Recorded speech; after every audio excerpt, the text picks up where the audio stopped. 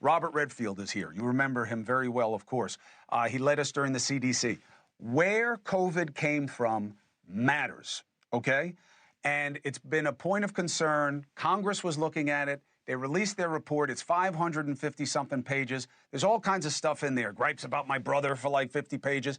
But on the question specifically, Doctor, about where it came from, they say it came from a lab leak, not a wet market. But they don't overwhelm us with proof that they know that. They're more interested in the fact that they think Fauci didn't want that to be the case. What do you think of the report, and why does it matter?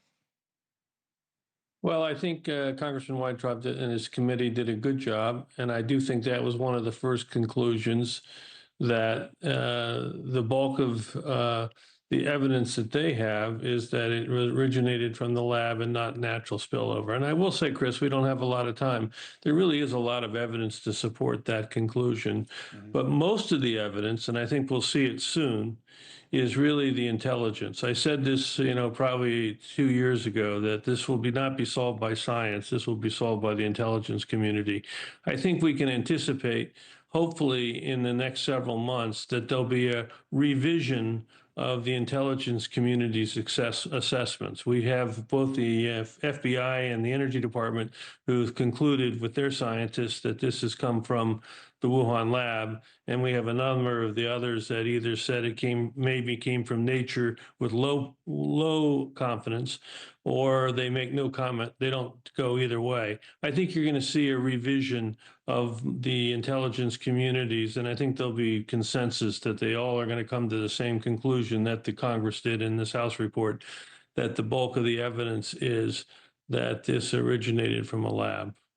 I don't think, and then what should we do about part of the reasons that some of the scientists have not been as forthright in this regard, and maybe why I've been fingered by some of them, is that they don't want the federal government regulating science. I happen to be one who feel we should have a moratorium on gain-of-function research and then decide some regulations, if we're going to do this research, how to do it in a safe, responsible, effective way. And I think that's the real issue here. But I think if you read the report, and there are a lot of things there in the report about the virology, looking at some of the aspects of this virus's sequences that just aren't natural.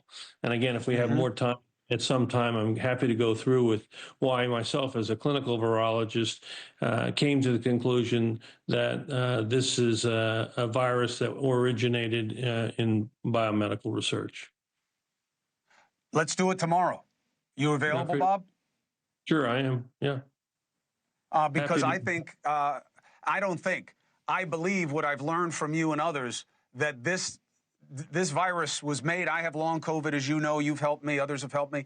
I think it was made to mess us up as bad as it can. And I think somebody made it do that. And I'll bring you back on tomorrow night. We'll keep the conversation going, okay?